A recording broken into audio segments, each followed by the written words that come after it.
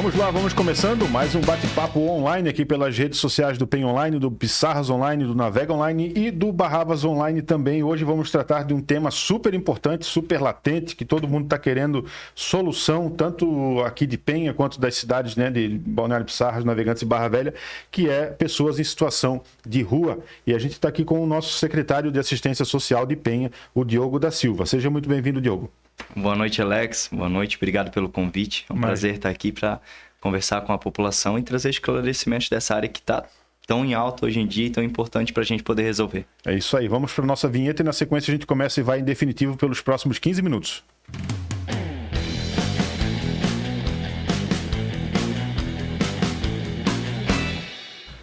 Vamos em frente então, o Diogo ele tem quase 10 anos de experiência como agente de saúde aqui em Penha, ele é capelão, ele participa de causas sociais também é diplomata civil humanitário e juiz de paz, né? Tem toda essa expertise, esse know-how em todas essas áreas aí que ele acaba trazendo para essa área da assistência social.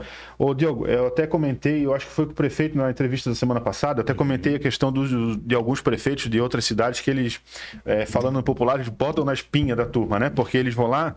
Tem aquele lá de Chapecó, né, que vai lá, faz aqueles vídeos dizendo, pô, vagabundo aqui não se cria, não sei o quê. E não é assim, cara. Tu não pode chegar e correr com as pessoas. Aquilo ali, eu acho que é só para gerar curtida, engajamento e não sei. E a prefeita de Balneário Camboriú também recentemente fez uma dessa. Tem um de Criciúma, se eu não me engano, também gosta de fazer esses videozinhos assim para dizer que está resolvendo o problema. Mas, cara, ninguém pode tirar a pessoa daqui... a menos que ela esteja cometendo um crime ou seja um foragido, né? Então, eles causam esse problema. Eu imagino que tu, enquanto assistência social, deva sofrer com isso, porque a pessoa olha... Não, e eu vejo, na realidade, por que não faz igual o fulano lá? Porque o que o fulano está fazendo é ilegal, é óbvio, né? Então, enfim, deve estar te atrapalhando um monte, vocês, nesse momento, né? Com certeza, Alex. Olha só. Sabia. Poxa vida, ontem eu tive uma reunião com a secretária de Estado, estava junto com um deputado, para trazer uma verba para o município que vai trabalhar justamente sobre essa área da população em situação de rua. E nós falamos justamente sobre esses vídeos. É muito bonito na teoria. É lindo. É incrível. Mas na prática não funciona. Esse papo de que na rua não pode ficar não existe. É crime. Inclusive... Pode analisar que a grande maioria que começaram esses vídeos tão assíduos e tão intensos não compartilham com tanto costume, porque a maioria daqueles secretários que fizeram aqueles vídeos e prefeito pode pesquisar. Eles estão sendo processados de alguma maneira. É crime agir do jeito que eles agiram, a lei não permite. É legal, dá engajamento, a população gosta, é bonito. É bonito, resolve, não resolve. É só um marketing. Isso é isso que eu quis dizer. Se eu ofendi alguém, não sei, mas eu só quis dizer isso. Pra quê, né? Se não resolve, pra que enganar as pessoas? É um marketing, não funciona na prática. Eu um dia tava dando um rolezinho numa tarde, eu acho, em Balneário Camboriú. Daqui a pouco eu vi com meus próprios olhos uma van da assistência social da prefeitura de Balneário, tirando os caras à força do calçadão. Isso deve ter uns 2 ou 3 anos. Pegando e tirando do calçadão e botando dentro daquela van. E por coincidência, naquela época ali, eu acho que uns 2 meses depois, teve uma ocorrência aqui em Penha, que os caras foram deixados aqui na Transbeto. E os caras disseram para os policiais que eles vieram de lá, apanharam no meio do caminho e foram deixados na Transbeto. Que coincidência, né? Entendeu? Aí, assim, não estou dizendo nada, foi o que eles depuseram para a polícia, tá? Eu não estou falando nada. Então, esse tipo de coisa, ele acontece. Eu já trabalho 8 anos com pessoas em situação de rua e também com pessoas com dependência química, que é uma área muito difícil de trabalhar. Em 8 anos, internando aí... Às vezes 5, às vezes 6, às vezes 10 pessoas por mês em 8 anos. E só uma pessoa até hoje saiu recuperada. Então é uma área difícil de se trabalhar. É uma área que ela está muito em alta, a gente tem muita demanda. Porém, esses vídeos não vão resolver. Nós poderíamos hoje, a Prefeitura de Penha poderia tranquilamente fazer a mesma linha de vídeo que está sendo executado nos outros municípios. Porém, a gente já está dando para a população uma mentira. Sabe que não vai funcionar. O pessoal, claro, tudo bem. O pessoal está ávido por solução. Solução, né? Trata-se isso como uma solução, né? Mas, enfim... e não é bem assim, não é tão fácil assim, né? Não me entenda errado, não é que eu estou fazendo uma suposição. Nós temos a reunião dos secretários da ANFRE. O secretário de Balneário Camboriú e o secretário de Itajaí participam das reuniões junto com a gente. E as pautas das nossas últimas reuniões foi como resolver a situação da pessoa em situação de rua. Teve uma reunião com o judiciário agora recentemente a nível de estado para tratar isso. Se fosse eficaz, eles não estavam pedindo resposta nas reuniões da ANFRE. Então, realmente, não é uma suposição. Não funciona. Agora que não funciona, beleza, ficou claro. Mas o que a gente está fazendo? Que eu acho que é o que a população quer saber. Eu ia te perguntar porque, assim, é evidente que toda a prefeitura, todo o município de Penha estava desmantelado e a assistência social não era diferente, Sim. né? Estrutura, horário, verba, enfim, estava tudo... O que tem sido feito para solucionar isso e colocar para andar algum tipo de projeto? Legal.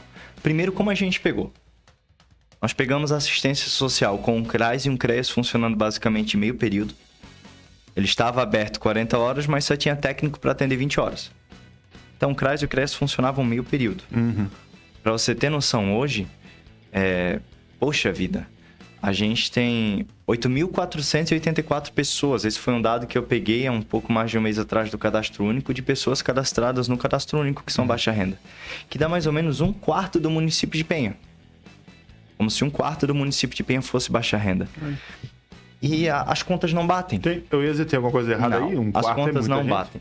Nós temos muitas coisas para colocar em ordem. O último dado foram 3.209 famílias no Cadastro Único. São muitas famílias, essa conta ela não bate. O que nós estamos fazendo até aqui? Como eu já falei, nós não vamos para as redes sociais fazer um vídeo dizendo que a gente vai executar um serviço que não está sendo executado. Não adianta fazer isso e mentir para a população. Esse tipo de abordagem não é efetiva. Inclusive, nós já tentamos fazer. Porque existem duas situações na assistência social quando a gente fala de morador em situação de rua. Existe a situação de ter a estrutura para resolver e a situação de ter a colaboração. Por exemplo, se a população lembrar, lá no início do ano, foi feita uma abordagem, pediram a participação da assistência social, foi feita uma abordagem e o resultado daquela abordagem foi que a gente teve várias denúncias e processos. Primeiro, porque não se pode fazer uma abordagem coesiva em cima deles, e não era a nossa intenção ser coesiva, mas interpretaram como coesiva aquela abordagem, levando em consideração que hoje a maioria da população em situação de rua tem boletim de ocorrência do documento perdido, mas não tem documento, e quando a gente puxa com a polícia, a gente tem 30, 40, às vezes 50 passagens registradas pela polícia. Eu falo direto com o major, acompanho a polícia militar, são um número assim abismal de passagens pela polícia, então a gente precisa garantir a segurança até daquele que vai abordar, enquanto a gente não tem uma equipe de abordagem. Mas fizeram várias denúncias, choveram de denúncias no meu celular, no celular do prefeito, no celular de um dos secretários que estava presente, criticando a abordagem. Então a gente tem duas demandas para se resolver. A primeira é como que o poder público vai trabalhar com isso.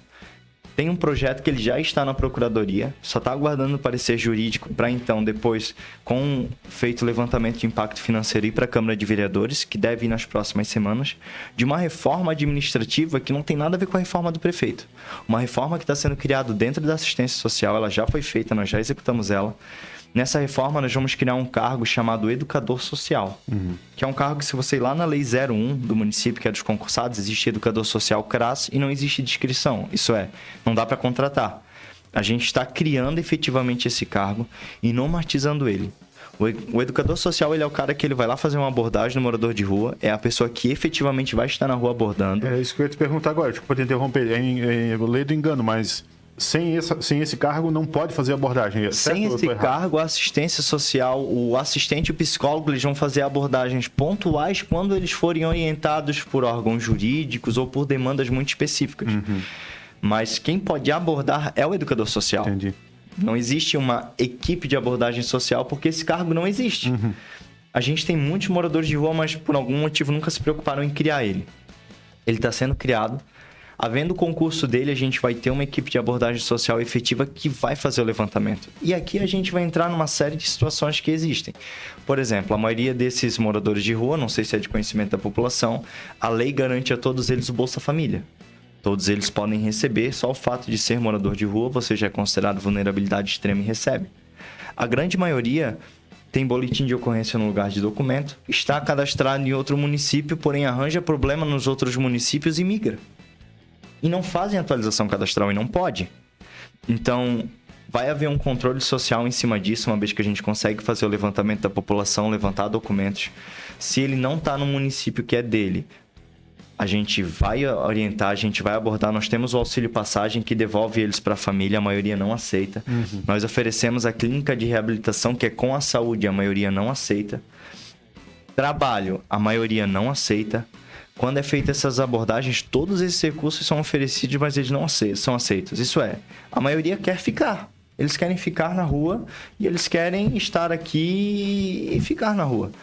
Nesse caso, a nossa abordagem vai ser de reinserir na sociedade. Então, se o seu documento aqui está dizendo que seu Bolsa Família é de Joinville, se você é de Joinville, você quer voltar para sua família? Não.